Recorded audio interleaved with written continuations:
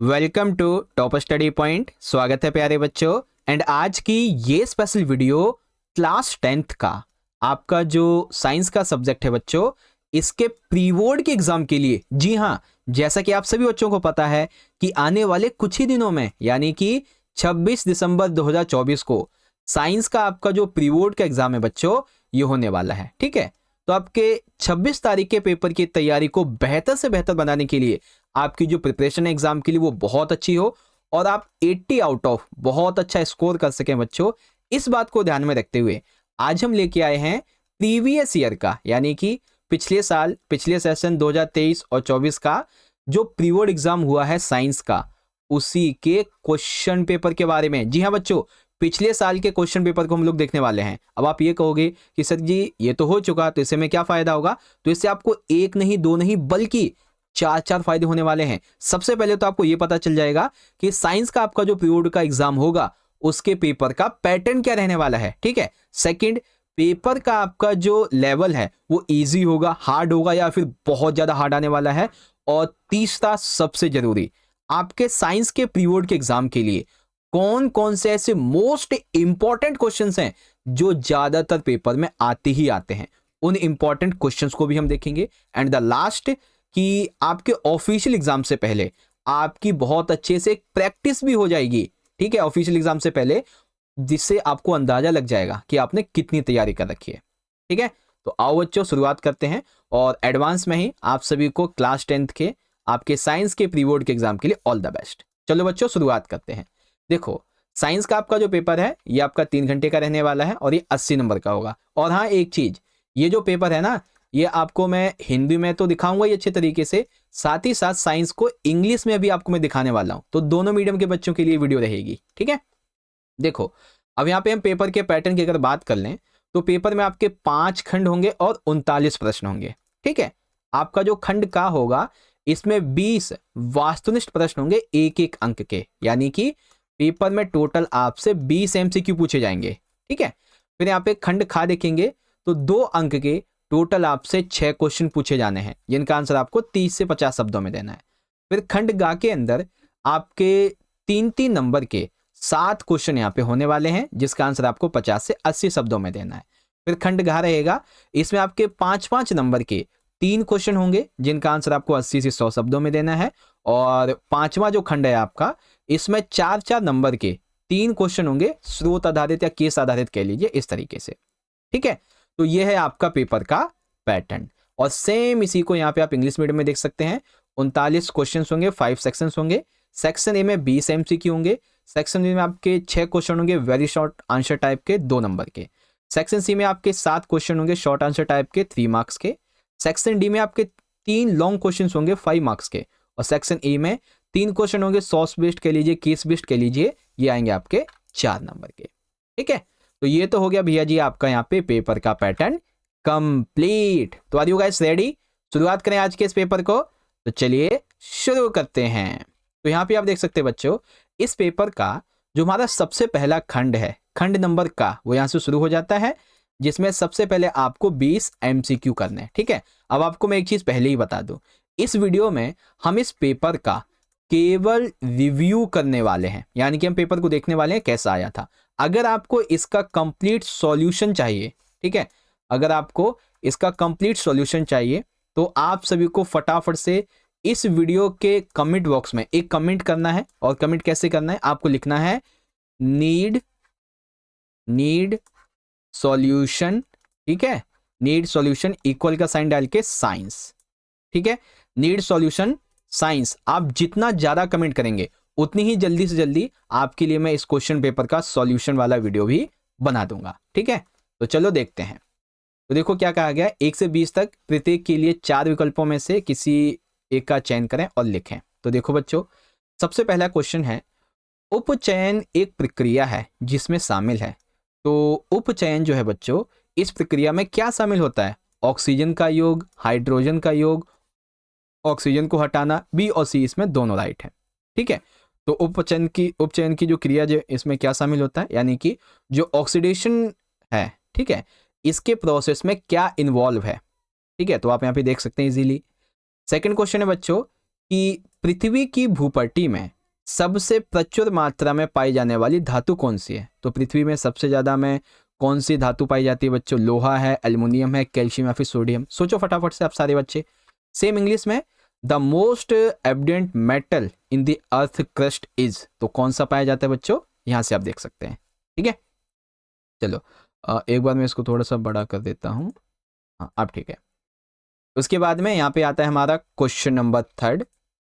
देखो थर्ड में क्या कहा गया है कि Na2 और CO3, ठीक है, 10H2O, इसका सामान्य नाम क्या है? यानी कि ये जो आपको फॉर्मूला दिया गया है इसका आखिर नाम क्या है? धोने का सोडा है, बेकिंग सोडा है, ब्लीचिंग पाउडर है, टार्टरिक अम्ल है, तो कौन सा है बच्चों?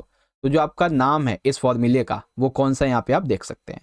ठीक है, प्रैक्टिस करो। वैसे आपको सॉल्यूशन चाहिए तो मुझे कमेंट में बताओ। ठीक है, उसके बाद है, निम्नलिखित में से कौन सी व्यवस्था दी गई धातुओं की उनकी अभिक्रियाशील के अवरोही घटते क्रम में है? यानी कि जैसे जिंक, आयरन, मैग्नीशियम और सोडियम, तो इनमें से कौन सी प्रक्रिया जो है वो घटते क्रम में है? ठीक है, इस तरीके से आपको बताना है। तो देख लीजिए आपके सामने ये ऑप्शन है, आप इसकी प्रैक्टिस करें अच्छे से। यहाँ पे देख लीजिए, विच of the following is the correct arrangement of the given metals in descending order of their rarity. तो यहाँ पे जिंक है, आयरन है, मैग्नीशियम है एंड सोडियम है। ओके, चलो यहाँ पे आता है क्वेश्चन नंबर 5। अब इसमें देखो, उभयधर्मी ऑक्साइड का उदाहरण है। तो उभयधर्मी ऑक्साइड का इनमें से कौन सा उदाहरण है? देख लीजिए, निम्नलिखित में से कौन सा युग्म विस्थापन अभिक्रिया दर्शाएगा? यानी कि जो विस्थापन की अभिक्रिया है इसमें से कौन सा युग्म है जो कि उसको दर्शाएगा? ठीक है, अब सेम इन्हीं क्वेश्चन को इंग्लिश में देख लीजिए। Example of amphoteric oxidise is and which of the following pairs will give displacement reactions. ठीक है, आप इसकी प्रैक्टिस करो और अगर आपको इसका कंप्लीट सॉल्यूशन चाहिए तो आप मुझे फटाफट से कमेंट करो। मैंने जिस तरीके से आपको बताया है कि नीड सॉल्यूशन साइंस, इस तरह से। ठीक है, चलो आगे बढ़ते हैं, इसको भी लेके आते हैं।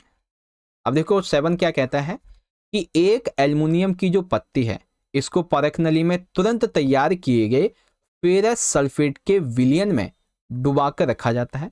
जो प्रेक्षण किया जाता है वह है, तो इसके लिए कौन सा प्रेक्षण इसमें से किया जाता है ये आपको यहाँ पे पहचानना है। ठीक है, तो देख लीजिए, an aluminium strip is keeped immersed in freshly prepared ferrous sulphate solution taken in a test tube in change observed is that. तो इसमें से कौन सा चेंज यहाँ पे देखने को मिलेगा? चलिए अब यहाँ पे देखो क्वेश्चन नंबर 8, 9, 10, ये आपको मैं एक बार में बताने वाला हूँ। देखो सबसे पहला 8वां क्या कहता है कि अमीबा में भोजन का पाचन होता है। तो भाई अमीबा में भोजन का पाचन इनमें से किसके माध्यम से होता है? ठीक है, ईस्ट में अवयवी स्वशासन द्वारा कौन सा उत्पाद प्राप्त होता है? तो इनमें से कौन सा उत्पाद है जो कि इस क्रिया के द्वारा प्राप्त होता है? और 10वां प्लेज्मोडियम में जनन के दौरान एक कोशिका की कई कोशिकाओं में विभाजित होना क्या कहलाता है? तो आपके सामने 4 ऑप्शन है, इसमें से क्या कहलाता है पढ़ लीजिए। अब 8वें को इंग्लिश में देखेंगे तो in amoeba food is digested in the, तो किस में डाइजेस्ट होता है? What were the product obtained by anaerobic respiration in yeast, ये देख लीजिए, and are cell divided into several cells during reproduction in plasmodium is called. तो क्या कहलाता है यहाँ से देख लें। ठीक है, अब देखो क्वेश्चन 11वें और 12वें को एक बार में देखते हैं। देखो 11वां क्वेश्चन क्या कहता है कि निम्नलिखित में से कौन सा या कौन से गुण या लक्षण माता पिता से संतति को वंशागत हो सकता है? तो इनमें से कौन सा है जो कि वंशागत होता है, यानी कि जैसे माता पिता के हैं वैसे ही बच्चे का भी होता है? तो इनमें से क्या है? उसके बाद, यदि लार में लार एमिलेस ना हो तो मुख गुहा में निम्नलिखित में से कौन सी अभिक्रिया प्रभावित होगी? तो इसमें से कौन सी अभिक्रिया बच्चों प्रभावित होगी इसकी वजह से, यहाँ से पढ़ लीजिए। उसके बाद में इंग्लिश में देखेंगे तो 11वां आपका ये हो जाएगा और 12वां क्वेश्चन आपका यहाँ पे ये हो जाएगा। ओके, आ गया समझ? चलो आगे देखेंगे क्वेश्चन नंबर 13 को। क्वेश्चन नंबर 13 देखो क्या कहता है, सामान्यतः अवतल दर्पण पर आपतित प्रकाश की किरण परावर्तन पर वास्तविक प्रतिबिंब बनाती है। तो परावर्तित किरण होती है, तो इसमें से ये समानांतर होगी या फिर इनमें से क्या होगी ये बताना है। ठीक है, सेम इंग्लिश मीडियम में देखेंगे, ये रहा आपका क्वेश्चन नंबर 13 और इसमें से कौन सा आपका ऑप्शन होगा वो भी आप यहाँ से पढ़ सकते हो। ठीक है, चलो 14 कहता है कि ऊंची इमारतों के शीर्ष पर लगाए गए खतरे के संकेत लाल रंग के होते हैं, इन्हें दूर से आसानी से देखा जा सकता है। ऊंची बिल्डिंगों पे देखा है ना कि खतरे के लाल रंग होते हैं, क्योंकि अन्य सभी रंगों के बीच लाल जो है ये प्रकाश का डैश होता है। तो प्रकाश के लिए इसमें कौन सा ऑप्शन सही होगा लाल रंग के लिए, ये आपको पहचानना है। और सेम इसी क्वेश्चन को इंग्लिश मीडियम में आप यहाँ से पढ़ सकते हैं और ये रहे आपके ऑप्शंस। ठीक है, चलो अब हम 15 एंड 16 को एक बार में देखेंगे। तो देखो 15 यहाँ पे कहता है कि प्रकृति पारितंत्र के सफाई कर्मी है। तो ये सफाई कर्मी कौन है, प्रकृति यानी कि पारितंत्र के इसमें से। फिर 16वां जैव निम्नीकरण कचरे में शामिल है। तो जैव निम्नीकरण कचरे में कौन सा शामिल है आप यहाँ से देख सकते हैं। ठीक है, इसकी प्रैक्टिस करो। और ये रहा आपका 15वां और ये रहा आपका 16वां। ओके बच्चों, चलिए अब यहाँ पे जो हमारे अगले क्वेश्चन है 17 से लेके 20, दो कथन शामिल हैं इसमें, अभिकथन और कारण। उसके आधार पर विकल्प को चयन करना है। जैसे कि यहाँ पे देखो हमारा क्वेश्चन नंबर 17 क्या कहता है, अभिकथन ए जो है वो ये कहता है रासायनिक अभिक्रिया किसी पदार्थ के भौतिक और रासायनिक गुणों को बदल देती है। ठीक है, कारण रासायनिक परिवर्तन में पदार्थ की रासायनिक संरचना में परिवर्तन होता है और एक नया पदार्थ बनता है। तो अब ये दोनों बातें सही और व्याख्या भी है, तो इनमें से कौन सा आपका ऑप्शन सही होगा वो आपको यहाँ पे पहचानना है। ठीक है, सेम इसी को इंग्लिश मीडियम में यहाँ पे देखेंगे। क्वेश्चन नंबर 17 से 20 ये स्टेटमेंट एंड असर्शन वाले हैं और 17 का असर्शन ये रहा आपका और 17 का रीजन आपका ये रहा। ठीक है, और इसके हिसाब से आपको ये ऑप्शन यहाँ पे चूज करने हैं। चलो अब यहाँ पे देखते हैं क्वेश्चन नंबर 18 को।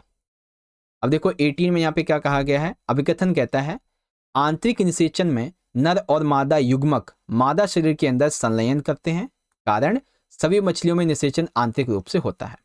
19वें का अभिकथन किसी सीधे चालक में विद्युत धारा के प्रवाह की दिशा बदलने पर चालक के चारों ओर चुंबकीय क्षेत्र की दिशा उलट जाती है, कारण किसी चालक के चारों ओर चुंबकीय क्षेत्र की दिशा वाम हस्त अंगुष्ठ के नियम के अनुसार दी जा सकती है। 20वें का विकथन ओजोन ऊपरी वायुमंडल में यूवी विकिरणों की उपस्थिति में O2 द्वारा बनता है, कारण ओजोन परत की क्षति से यूवी किरणें पृथ्वी तक पहुंचेंगी जिससे त्वचा कैंसर हो सकता है। ये बातें हैं। ठीक है, और सेम इन्हीं को आप इंग्लिश मीडियम में यहाँ पे देख सकते हैं सारी की सारी चीज़ों के बारे में, और कौन सा ऑप्शन इसके लिए क्या राइट होगा वो भी आप पढ़ सकते हैं। ठीक है, अब इससे पहले कि मैं आपको सेक्शन 20 समझाना शुरू करूं, आप सारे बच्चे फटाफट से मुझे कमेंट में ये बताओ आपको सॉल्यूशन चाहिए या नहीं। ठीक है, कमेंट में आपको लिखना है सॉल्यूशन के लिए नीड सॉल्यूशन। ठीक है, नीड सॉल्यूशन इक्वल का साइन और फिर आपको लिखना है साइंस। ठीक है, जितने ज़्यादा और जल्दी जल्दी कमेंट आएंगे मैं आपके लिए डेफिनेटली वीडियो बनाऊंगा। अब यहाँ पे खंड खास शुरू हो जाता है हमारा, यानी कि अब शुरू होगा सेक्शन नंबर बी। कैसे कैसे क्वेश्चन है तो देख लो। यहाँ पे जो है ना आपका सेक्शन बी, इसमें 21 से लेके 26 ये अति लघु उत्तरीय प्रश्न है 2 नंबर के। तो पहले हम हिंदी में पूरे क्वेश्चन देखेंगे फिर इंग्लिश में। तो पहला क्वेश्चन 21 देखो हिंदी में क्या कहता है, पोटेशियम क्लोराइड के विलयन को सिल्वर नाइट्रेट के विलयन के साथ मिलाने पर एक अघुलनशील सफेद पदार्थ बनता है। ठीक है, इसमें सम्मिलित रासायनिक अभिक्रिया लिखिए और रासायनिक अभिक्रिया के प्रकार का भी उल्लेख करें। तो कौन से रासायनिक अभिक्रिया होगी यहाँ पे और उसका प्रकार कौन सा है। ठीक है, 22वां क्वेश्चन, पेशी कोशिकाएं अपनी आकृति बदलकर गति में मदद करती हैं। तो पेशी कोशिकाएं अपनी आकृति को बदलती कैसे हैं ये आपको बताना है। ठीक है, उसके बाद यहाँ पे देखेंगे इन दोनों क्वेश्चन को इंग्लिश मीडियम में। तो क्वेश्चन नंबर 21 ये रहा और 22 आपका ये रहा। 20A कहता है कि a solution of potassium chloride when mixed with silver nitrate solution and insoluble white substance is formed. Write the chemical reaction involved and also mention the type of the chemical reaction. And second, by changing their shape, muscles cells help in movement. How muscle cells change their shape. 23, write full form of ATP and DNA. DNA की full form और ATP की full form. उसके बाद 23 इसका अथवा वाला आपका ये रहा। एंड देन यहाँ पे 24 आ जाता है आपका, आप इनको यहाँ पे पढ़ सकते हो। 24 का A और B इनमें से कोई भी एक करना है आपको। 25 भी देख लेंगे, इनमें से आपको कोई एक ही करना है। ठीक है, अब इन्हीं क्वेश्चन को हिंदी में देखते हैं। तो पहले आपको एटीपी या फिर डीएनए का पूर्ण रूप बताना है, या फिर अथवा में मानव जैसे बहुकोषीय जीवों की ऑक्सीजन की आवश्यकता को पूरा करने के लिए अकेला विसरण दाब अपर्याप्त है, क्यों है ये बताना है। अब 24वें का ए और बी आप यहाँ पे देख सकते हैं। ठीक है, फिर 25वां आपका यहाँ पे आ जाता है कि उस युक्ति का नाम बताइए जिसका उपयोग आप सुचालक के सिरों के बीच विभवांतर बनाए रखने के लिए कर सकते हैं। उस प्रक्रिया की व्याख्या कीजिए जिसके द्वारा ऐसा हो पाता है। या फिर आपको यहाँ पे इसको कंप्लीट जो है ना, इसका कारण बताना है कि ऐसा क्यों होता है। ठीक है, चलो आगे चलते हैं। 2 नंबर का आखिरी क्वेश्चन आपका यह कि निम्नलिखित आहार श्रृंखला में शेर को 10 जूल ऊर्जा उपलब्ध है, 10 नहीं 100 जूल ऊर्जा उपलब्ध है। उत्पादकों को कितनी ऊर्जा उपलब्ध थी स्पष्ट कीजिए, पौधे, हिरण और शेर। ठीक है, इसके हिसाब से आपको बताना है। सेम इन्हीं को देखेंगे यहाँ पे इंग्लिश मीडियम में। तो ये था आपका 26 का ये वाला क्वेश्चन। ओके, चलो अब हम लोग सेक्शन सी में आ चुके हैं, जो कि हमारे टोटल 3 नंबर के क्वेश्चन है। ठीक है, तो खंड गा है हमारा 27 से 33 लघुत्तरीय प्रश्न है। अब खंड गा के लिए देखिए, पहला क्वेश्चन है 27। इसमें बेसिकली आपको यहाँ पे एक वो दिया गया है प्रेक्षण, जिसमें कहा गया है कि एक सफेद चूर्ण यौगिक X का उपयोग खिलौना बनाने में किया गया है। इस यौगिक में जल मिलाने पर यह कठोर ठोस पदार्थ वायु प्रदान करता है। जब वायु को 373 केल्विन पर गर्म किया जाता है तो पुनः इससे यौगिक X बनता है। तो बताना है यौगिक X और Y का नाम एवं इनमें रासायनिक सूत्र लिखिए और उपरोक्त में यौगिक Y बनने के लिए रासायनिक अभिक्रिया लिखिए। ठीक है, और सेम इसी क्वेश्चन को आप इंग्लिश मीडियम में यहाँ से देख सकते हैं। सेक्शन नंबर सी का है और सी का ये पहला क्वेश्चन है आपका 27। पहले आपको ये पढ़ना है, फिर आपको ये इन क्वेश्चन के आंसर देने हैं। ठीक है, चलो फिर यहाँ पे क्वेश्चन 28 है कि निम्नलिखित का कारण बताइए, ऐसा क्यों होता है। क्या जब अधिकांश धातुएं नाइट्रिक अम्ल के साथ अभिक्रिया करती हैं तो हाइड्रोजन गैस उत्पन्न नहीं होती है, ऐसा क्यों। जिंक ऑक्साइड को उभयधर्मी बॉक्साइड माना जाता है, ऐसा क्यों। कैल्शियम के टुकड़े को जल में डालने पर वह जल में तैरने लगता है, क्यों तैरता है भाई, ये बताना है। या फिर अथवा में आपको बताना है कि एक धातु X इलेक्ट्रॉन के स्थानांतरण के द्वारा अधातु Y के साथ मिलकर यौगिक Z बनाता है।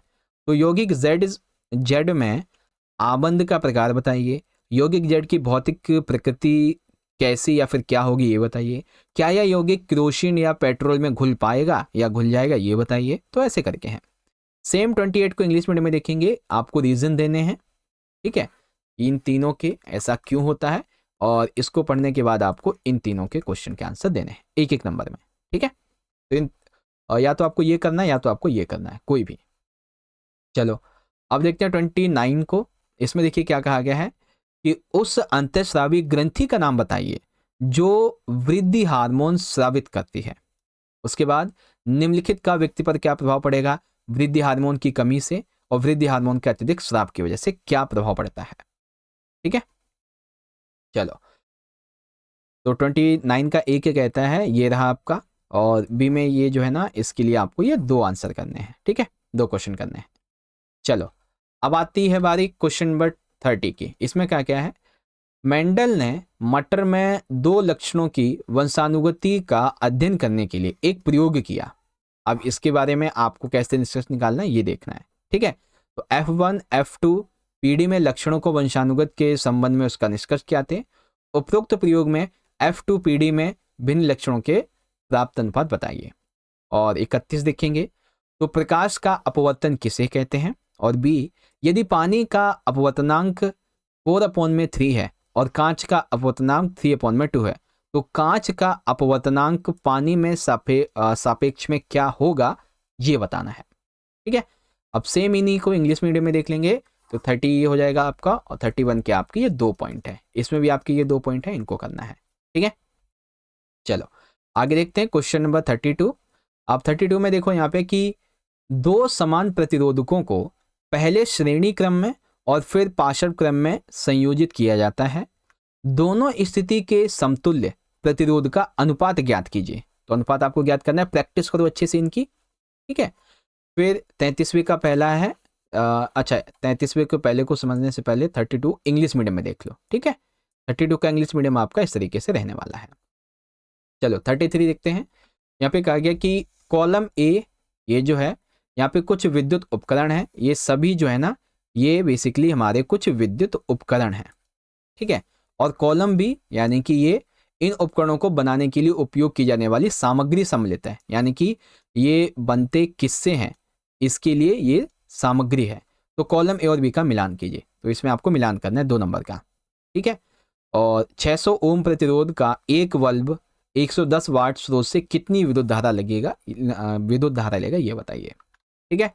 तो 33 का ए आप देखेंगे तो यहाँ पे कॉलम ए और कॉलम बी का मिलान करना है और आपका ये बी हो जाएगा, ठीक है। चलो अब यहाँ पे इससे पहले कि मैं सेक्शन डी शुरू करूँ, मैं आपसे फिर से कहता हूँ कि अगर आपको इसका सॉल्यूशन चाहिए तो आप मुझे सारे के सारे बच्चे फटाफट से कमेंट कीजिए, ठीक है। और जैसे आपको बोला नीड सॉल्यूशन साइंस ऐसे लिखना इक्वल डाल के वो, तो वैसे कमेंट करो। खंड घ आ जाता है जिसमें 5-5 नंबर के टोटल हमारे 3 क्वेश्चन होने वाले हैं, ठीक है। अब 5 नंबर के 3 क्वेश्चन के लिए पहला यहाँ पे देखिए 34 का ए जो है यहाँ पे दिया गया है, जिसमें कहा गया है कि 3 ml एथेनॉल को एक टेस्ट ट्यूब में लिया जाता है और जल ऊष्मक में सावधानी से गर्म किया जाता है। इस विलयन में पहले बूंद बूंद करके फिर अधिक मात्रा में 5% का क्षारीय पोटेशियम परमानेंट, ये जो है ना विलयन, ये मिलाएगा। तो अब इस अभिक्रिया में बनने वाले उत्पाद का नाम लिखिए, इस अभिक्रिया का रासायनिक समीकरण लिखिए और इस अभिक्रिया में क्षारीय पोटेशियम परमैंगनेट की भूमिका बताइए, ठीक है। तो ये जो है ना परमैंगनेट, इस ये विलयन है बेसिकली पोटेशियम। उसके बाद एथेनोइक अम्ल को ग्लेशियल एसिटिक अम्ल क्यों कहा जाता है, ये भी बताइए, ठीक है। तो 34 का ए और बी आपका ये हो गया। और 34 में अगर आपको ए और बी नहीं आता तो अथवा में आप ये वाला भी कर सकते हैं और इसके लिए आपके ये 3 क्वेश्चन है, ठीक है। चलो सेम इसको इंग्लिश मीडियम में देखेंगे बच्चों। तो सेक्शन डी यहाँ से शुरू हो गया है, जिसमें 34 पे का ए आपका ये है और बी आपका ये है। ए में आपको इन तीनों के आंसर देने, 3 नंबर के 1-1 नंबर के हैं और ये वाला आपका 2 का है। इसी में अथवा में आपका ये वाला था, ठीक है, ये यहाँ पे दिया हुआ है और इसमें से आपको इन तीनों के आंसर करने हैं, ठीक है। चलो अब आता है यहाँ पे हमारा क्वेश्चन नंबर 35। तो 35 को पहले हिंदी में देखेंगे। 35 का हिंदी मीडियम ये कहता है सबसे पहले कि क्या होता है जब दुर्घटनावश प्लेनेरिया कई टुकड़ों में कट जाता है। क्या होता है जब ब्रायोफिल्म की पत्ती गीली मिट्टी पर गिरती है। क्या होता है जब राइजोपस के परिपक्व होने पर बीजाणुधानी फट जाता है। क्या होता है कि एक परिपक्व स्पाइरोगाइरा तंतु काफी लंबाई प्राप्त करता है। क्या होता है जब मादा युग्मक अंडा निषेचित नहीं होता है। या फिर अथवा में कायिक प्रवर्धन किसे कहते हैं, एक उदाहरण बताइए। कायिक प्रवर्धन के कोई 3 लाभ लिखिए, ये चीजें हैं, ठीक है। चलो अब इन्हीं दोनों को इंग्लिश मीडियम में देखेंगे। तो व्हाट हैपन्स व्हेन, तो क्या होता है जब, इसके बारे में ये आपको बताना है। फिर यहाँ पे ये 2 क्वेश्चन है आपके, यहाँ पे देख सकते हैं, ठीक है। चलो 5 नंबर का अगला और आखिरी क्वेश्चन हमारा ये 5 नंबर का, उसके बाद में ये कंप्लीट फिर आएगा आपका जो केस वाले क्वेश्चन है उसके बारे में। तो 36 का ए कहता है कि कोई 2.0 सेंटीमीटर लंबा बिंब 10 सेंटीमीटर फोकस दूरी के किसी उत्तल लेंस के मुख्य अक्ष के लंबवत रखा है। तो बिंब की लेंस की दूरी 20 सेंटीमीटर है। प्रतिबिंब की प्रकृति और स्थिति ज्ञात कीजिए। बी दिया हुआ है। अपने उत्तर की पुष्टि के लिए उपरोक्त के लिए एक नामांकित किरण आरेख भी बनाइए। या फिर आप ये कर सकते हैं कि एक गोलीय दर्पण है, तो दर्पण से 40 सेंटीमीटर की दूरी पर रखी स्क्रीन पर एक वस्तु का -1 आवर्धन का प्रतिबिंब बनता है। तो दर्पण का प्रकार लिखिए, बने प्रतिबिंब की प्रकृति और आकार क्या है, वस्तु दर्पण से कितनी दूर स्थित है ये बताइए, ठीक है। तो 36 के ए के लिए आप यहाँ पे देख लेंगे, ए और बी आपका ये हो जाएगा और अथवा में आपके ये पॉइंट है जिसको आप यहाँ से देख सकते हैं। ये क्वेश्चन है, इसके आंसर करने हैं, ठीक है। चलो अब हम लोग आखिरी सेक्शन को डिस्कस कर लेते हैं, उसके बाद में हमारा ये पेपर पूरा हो जाएगा। देखो अब हमारा 5वां खंड शुरू हो चुका है, जिसमें 37 से 39 केस आधारित डेटा आधारित प्रश्न होंगे, ठीक है। तो पहला आपका केस यहाँ पे देखिए ये वाला दिया गया है, आप चाहो तो इसको इजीली पढ़ लो और इससे संबंधित आपके जो क्वेश्चन है ये रहे। ठीक है, ये देखो आपके टोटल 4 क्वेश्चन होने वाले हैं यहाँ पे, ये रहे। ठीक है, चलो फिर इसमें आपका अगला जो क्वेश्चन है वो यहाँ पे ये दिया गया है 38। ठीक है, आप इसको यहाँ से पढ़ सकते हो और इसके जो क्वेश्चंस हैं ABC, पहला 2 नंबर का होता है, उसके बाद में ये आपका इस तरीके से है। ठीक है, फिर 39 को देखेंगे, तो 39 को देखने से पहले आप एक बार 37 और 8 को इंग्लिश में देख लो। 37 का इंग्लिश मीडियम यहाँ से देख लीजिए और इसके जो क्वेश्चंस हैं वो भी आप यहाँ से पढ़ सकते हैं बच्चों। ठीक है, फिर 38 को इंग्लिश मीडियम में आप यहाँ से देख लीजिए और इसके जो क्वेश्चंस हैं वो भी आप यहाँ से पढ़ सकते हैं। ठीक, अब 39 का हम जो है पहले आप यहाँ से इसके स्रोत को पढ़िए। ठीक है, आधा स्रोत यहाँ पे है और आधा स्रोत के मतलब स्रोत तो आपका ये रहा। ठीक है, स्रोत आपका ये है, क्वेश्चन इसके ये वाले हैं। ठीक है, ये आपके क्वेश्चंस हैं। अब सेम इसको इंग्लिश मीडियम की तरह भी देखें अगर हम, तो ये आपका स्रोत है। ठीक है, 39 का, और ये आपके 39 के क्वेश्चंस हैं। ओके, तो बच्चों पिछले 20 से लेके 25 मिनट के अंदर हमने अपना जो क्वेश्चन पेपर है लास्ट ईयर का क्लास 10th का साइंस का प्री बोर्ड एग्जाम के लिए वो पूरा कर लिया है। अगर आपको इस पेपर का कंप्लीट सॉल्यूशन चाहिए, सॉल्व पेपर चाहिए, तो आपको कमेंट करना है। कमेंट कैसे करना है, आपको लिखना है नीड सॉल्यूशन, उसके बाद में सब्जेक्ट का नाम यानी कि साइंस, इस तरीके से। ठीक है, फटाफट से कमेंट करें ज़्यादा से ज़्यादा। और अगर आपको वीडियो अच्छा लगा हो तो इस वीडियो को लाइक करें, अपने सभी दोस्तों में ज़्यादा से ज़्यादा से शेयर करें। आप सभी बच्चे कमेंट में मुझे बता सकते हैं कि आपको वीडियो कैसी लगी, और साथ ही आप हमारे चैनल को फटाफट से सब्सक्राइब भी जरूर कर लें। मिलते हैं बच्चों आपसे अगली वीडियो में, तब तक के लिए आप पढ़ते रहें और अपना अच्छे से ख्याल रखें। बहुत बहुत धन्यवाद। जय हिंद, जय भारत, वंदे मातरम।